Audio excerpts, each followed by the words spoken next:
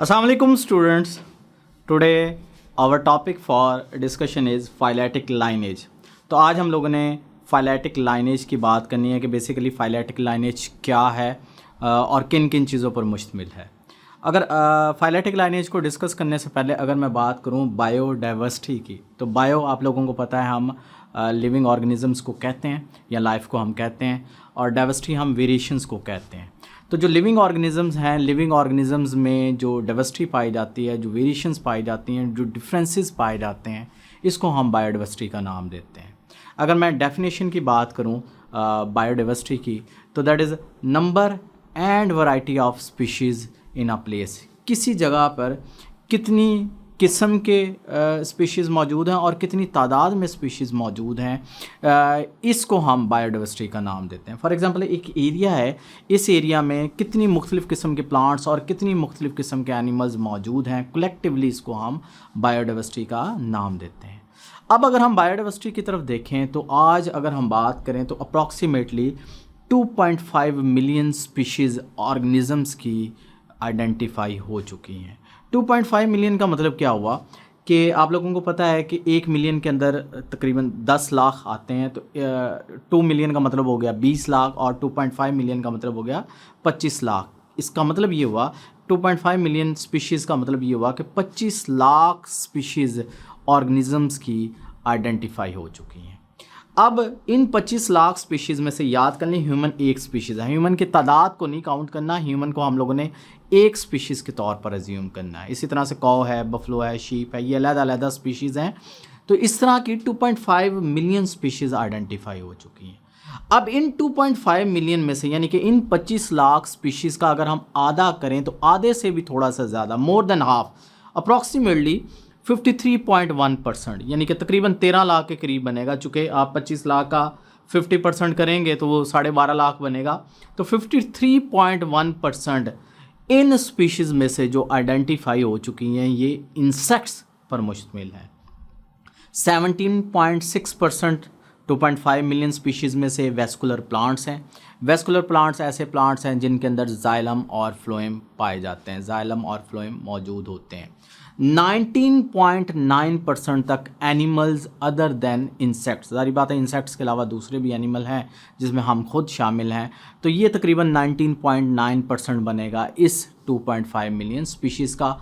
और 9.4% जो remaining organism हैं, जिनमें फंजाई आ जाएंगे, जिनके अंदर एल्जी आ जाएंगे, जिनके अंदर प्रोटोजोन्स आ जाएंगे, जिनके अंदर वेरियस प्रोकैरियोट्स आ जाएंगे, ये तमाम इस 9.4% पर कंप्राइज होंगे या इस पर मुश्तमिल होंगे। अब अगर आप बात करें, जब इतनी ज़्यादा मुख्तलिफ़ किस्म की स्पीशीज़ मौजूद हैं और इन स्पीशीज़ में बायोडाइवर्सिटी पाई जाती है, वेरिएशंस पाई जाती हैं, इनको तो ज़ाहिर बात है इनको डील करना मुश्किल हो जाएगा। चैप्टर नंबर 5 में हम थोड़ा सा क्लासिफिकेशन को डिस्कस करेंगे कि किस तरह से हम इनको डील करते हैं, किस तरह से हम ग्रुप्स बनाते हैं, किस तरह से हम सब ग्रुप्स बनाते हैं। बहरहाल चूँकि हमारा टॉपिक आज का फाइलेटिक लाइनेज के ऊपर है और बात यहीं पे ख़त्म नहीं होती। 5 से लेकर 30 मिलियन स्पीशीज़ यानी कि 30 मिलियन स्पीशीज़ केयरफुल एस्टिमेट के मुताबिक ऐसी मौजूद हैं जो अभी आइडेंटिफाई होना बाकी हैं। यानी कि 5 से स्पीशीज़ यानी कि 30 मिलियन स्पीशीज़ केयरफुल एस्टिमेट के मुताबिक ऐसी मौजूद हैं जो अभी आइडेंटिफाई होना बाकी हैं। यानी कि 5 से लेकर 30 मिलियन का मतलब क्या हुआ, 30 मिलियन का 3 करोड़ आप कह सकते हैं स्पीशीज़ अभी भी मौजूद हैं जो डिस्कवर होना बाकी हैं, 5 to 30 मिलियन। अब ये एस्टिमेट कैसे लगाया जाता है, चूँकि स्टूडेंट अक्सर सवाल पूछ लेते हैं कि ये कैसे पता चलता है। तो फॉर एग्जांपल कुछ इलाके हैं, फॉर एग्जांपल अगर मैं ट्रॉपिकल रेन फॉरेस्ट की बात करूँ या वॉल्केनोज़ की बात करूँ, आतिशिया की बात करूँ, उनके करीब के इलाकों की बात करूँ, या इवन मैं ओशन की बात कर लूँ, समंदर की बात कर लूँ, तो ये ऐसे इलाके हैं जहाँ पे साइंटिस्ट फुली तौर पर आप कह लें कि फ्रीली आप कह लें कि मूव नहीं कर सकते, स्पीशीज़ को आइडेंटिफाई नहीं कर सकते। तो बहुत सी जगह ऐसी हैं दुनिया की जहाँ पे अभी साइंटिस्ट नहीं पहुँचे या अभी उनको डिस्कवर करना, ऐसी स्पीशीज़ को जो इन इलाकों में मौजूद हैं उनको डिस्कवर करना बाकी है। अब हम आज के टॉपिक की तरफ आते हैं, दैट इज़ फाइलेटिक लाइनेज। असल में जो लाइफ आज मौजूद है ये इवॉल्व की है या ये एग्जिस्टेंस में आई है फाइलेटिक लाइनेज के थ्रू। अब फाइलेटिक लाइनेज को हम सिंपल अल्फाज में इवॉल्विंग पॉपुलेशंस ऑफ ऑर्गेनिजम्स कह सकते हैं, जो रिमोट पास्ट में मौजूद थे, यानी कि पास्ट में थे, बहुत माजी आप कह सकते हैं बईद में मौजूद थे, बहुत पीछे मौजूद थे, और आहिस्ता आहिस्ता ये जो ऑर्गेनिजम्स की जो पॉपुलेशंस हैं ये कॉन्टीन्यूसली इवॉल्व करती गई और एक लाइन डेवलप होती गई, that is known as lineage. Phyletic हम डेवलपमेंट ऑफ फाइला को कहते हैं कि डिफरेंट फाइला की जो फॉर्मेशन है, आप फाइला की बजाय आप स्पीशीज़ को ले लें, अज्यूम कर लें कि जो डिफरेंट स्पीशीज़ इवॉल्व कर रही हैं ये एक लाइन के थ्रू लिंक हैं। दैट लिंकेज या इस प्रॉपर जो लाइनेज है, इस प्रॉपर जो लाइन डेवलप हो रही है, जो इवॉल्विंग पॉपुलेशंस की है या इवॉल्विंग स्पीशीज़ की है, इसको हम फाइलेटिक लाइनेज का नाम देते हैं। अब जो एवोल्यूशनरी चेंज है कॉन्टीन्यूसली आती रही, उसकी वजह से नई स्पीशीज़ इवॉल्व होती रही, और जैसे जैसे नई स्पीशीज़ इवॉल्व होती रही वैसे वैसे बायोडाइवर्सिटी के अमाउंट में इजाफा होता चला गया। और अल्टीमेटली तमाम साइंटिस्ट ये बात मानते हैं कि जितनी भी लाइफ है अल्टीमेटली इनका एंसेस्टर कॉमन है। ये भी अभी मैं इसी टॉपिक में डिस्कस करवाऊंगा।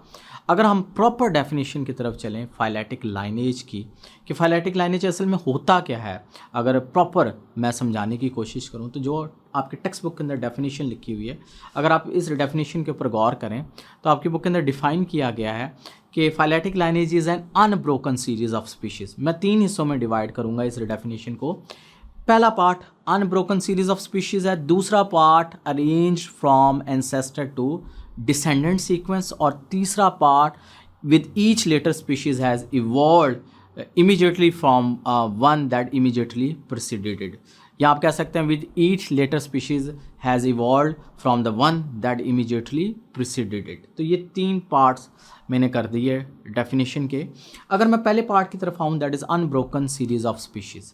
अनब्रोकन सीरीज ऑफ स्पीशीज़ का मतलब ये हुआ कि फाइलेटिक लाइनेज के लिए शर्त है कि चेन हो स्पीशीज़ की, और स्पीशीज़ की चेन आपस में कॉन्टिन्यूस हो, टूटी हुई चेन नहीं होनी चाहिए। फॉर एग्जांपल, चूँकि अभी आपको स्पीशीज़ का इतना ज़्यादा नहीं पता कि स्पीशीज़ के नाम क्या हैं, उनके ग्रुप्स के नाम क्या हैं, तो मैं सिंपल आपको समझाने के लिए फॉर एग्जांपल मैं कह देता हूँ एक स्पीशीज़ है दैट इज़ ए चेंज होगी, इवॉल्व होगी स्पीशीज़ के अंदर, दैट इज़ बी इवॉल्व होकर चेंज होगी सी के अंदर, और सी इवॉल्व होकर चेंज होगी डी के अंदर, और डी इवॉल्व होकर चेंज होगी स्पीशीज़ ई के अंदर। तो ये मैंने 5 स्पीशीज़ ले ली समझाने के लिए। और अगर आप देखें तो ए लिंक की हुई है लाइन के थ्रू बी के साथ, बी इसी तरह से सी के साथ लिंक की हुई है, सो ऑन। तो that is unbroken series of species. पहली तो बात ये होनी चाहिए फाइलेटिक लाइनेज की। दूसरी बात, ये जो सीरीज़ ऑफ स्पीशीज़ हम लोगों ने अरेंज की है ये एंसेस्टर टू डिसेंडेंट सीक्वेंस के हवाले से होनी चाहिए। अब एंसेस्टर आप आबाओजात को कह सकते हैं, पेरेंट्स को कह सकते हैं, जिनसे कोई ऑर्गेनिज्म बनता है उनको हम एंसेस्टर का नाम देते हैं, और डिसेंडेंट जो उतरते हैं, जो बनते हैं ऑर्गेनिज्म, उनको हम डिसेंडेंट का नाम देते हैं। फॉर एग्जांपल, अगर आप इस लाइन की तरफ देखें, इस लाइनेज की तरफ देखें, तो अगर आप देखें तो ए एंसेस्टर बन जाएगा बी का, जबकि बी डिसेंडेंट होगा ए का। इसी तरह से बी अब एंसेस्टर बन जाएगा सी का, और सी डिसेंडेंट होगा बी का, सो ऑन।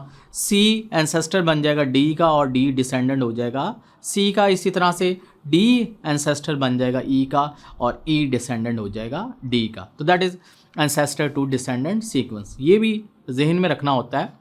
जारी बात है ये सिस्टमेटिक्स वाले काम करते हैं सारे के सारा, जो एवोल्यूशनरी हिस्ट्री और आगे जाके आप बीएससी लेवल पे हम डिस्कस करते हैं। इसमें एवोल्यूशनरी ट्री डायग्राम्स बनती हैं, बहरहाल चूँकि हमारा टॉपिक नहीं है, आपका भी लेवल नहीं है, तो अब ये ध्यान रखना होता है कि अगर ए चेंज होकर बी के अंदर चेंज हुआ है तो अब ये जो सीक्वेंस है आपका ए शुड भी ए के बाद फौरी तौर पर बी आना चाहिए, जो हमारी डेफिनेशन का थर्ड पार्ट है। With each later species has evolved from the one that immediately preceded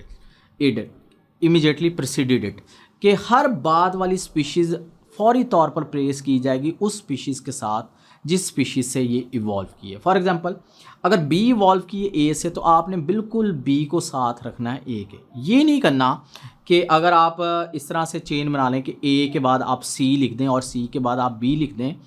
इस लाइनेज से आप ये ज्यूम करेंगे कि ए इवॉल्व होकर चेंज हुआ है सी के अंदर, और सी डिसेंडेंट है ए का, तो ये पूरी की पूरी जो लाइनेज है ये गलत हो जाएगी, ख़राब हो जाएगी। तो ये केयरफुली काम करना पड़ता है कि कौन सा ऑर्गेनिज्म किस ऑर्गेनिज्म से इवॉल्व किया है। बहरहाल जी, ये जो अनब्रोकन सीरीज़ ऑफ स्पीशीज़ है इसको हम फाइलेटिक लाइनेज का नाम देते हैं। और जैसे जैसे आगे चैप्टर चलते जाएंगे वैसे वैसे मैं डिस्कस करूँगा कि लाइनेज में बी मोनोफाइलेटिक लाइनेज और लाइनेज में बी पॉलीफाइलेटिक लाइनेज। अभी मैं इनको नहीं डिस्कस करता, चूँकि जब ये वर्ड्स आएंगे चैप्टर नंबर 7 के अंदर, चैप्टर नंबर 9 के अंदर, चैप्टर नंबर 7 के अंदर दोनों वर्ड्स आ जाते हैं, तो मोनोफाइलेटिक लाइनेज को भी मैं वहीं पे डिस्कस करूँगा। बहरहाल थोड़ा सा मैं बता दूं कि मोनोफाइलेटिक लाइनेज में जो डिसेंडेंट हैं उनका सिंगल कॉमन एंसेस्टर होता है, जबकि पॉलीफाइलेटिक लाइनेज में जो डिसेंडेंट हैं उनके काफ़ी ज़्यादा एंसेस्टर होते हैं, कि ये सिंगल कॉमन एंसेस्टर शेयर नहीं करते। अब अगर हमारे पास कंप्लीट रिकॉर्ड मौजूद हो, जो हिस्ट्री ऑफ लाइफ मौजूद थी इस प्लैनेट के ऊपर, तो हम ये बात वसूख के साथ कह सकते हैं कि हर लाइनेज का पीछे जाके लिंक अल्टीमेटली कॉमन ओरिजिन पर होगा। और ये बात इंडिकेट करती है कि आज जितने भी ऑर्गेनिजम्स मौजूद हैं, जो 2.5 मिलियन ऑर्गेनिजम्स की हम लोगों ने बात की है, इन 2.5 मिलियन ऑर्गेनिजम्स का अल्टीमेटली एंसेस्टर कॉमन है। और ये भी हम इंशाल्लाह सेकेंड ईयर में डिटेल से जाके डिस्कस करेंगे, और इस बात को हम एक्सपेरिमेंटली तौर पर प्रूफ करेंगे कि जितने भी लिविंग ऑर्गेनिजम्स हैं उनकी अल्टीमेटली जो बेसिक स्ट्रक्चर है वो सेम है, चूँकि एंसेस्टर कॉमन था। अब मसला ये होता है एवोल्यूशन में, एवोल्यूशन का हम प्रॉपर वसूख के साथ, कॉन्फिडेंस के साथ इसलिए बात नहीं करते कि जो फॉसिल रिकॉर्ड होता है ये कंप्लीट नहीं होता, चूँकि एवोल्यूशन की जब भी बात की जाती है that is on the basis of fossil record. चूँकि इनकम्प्लीट फॉसिल रिकॉर्ड होता है, फॉर एग्जांपल जितने भी सॉफ्ट बॉडीड ऑर्गेनिजम्स हैं जिनकी बॉडी बिल्कुल सॉफ्ट है, मोस्टली जो इनवर्टिब्रेट्स हैं, मसला ये होता है चूँकि इनकी बॉडी बहुत ज़्यादा सॉफ्ट होती है तो इनके फॉसल बनने के चांसेस बहुत ही कम होते हैं। नतीजा ये होता है कि ये चूँकि फॉसल रिकॉर्ड में नहीं आती, इसी वजह से थोड़ा सा प्रॉब्लम आती है कि प्रॉपर जो फाइलेटिक लाइनेज है वो सही तरह से डेवलप नहीं हो पाता, या प्रॉपर जो एवोल्यूशन की बात है वो सही तरह से वसूख के साथ नहीं की जा सकती। पर ये जो चेन ऑफ स्पीशीज़ हैं जो एंसेस्टर टू डिसेंडेंट सीक्वेंस के साथ मौजूद हैं, इसको हम फाइलेटिक लाइनेज का नाम देते हैं।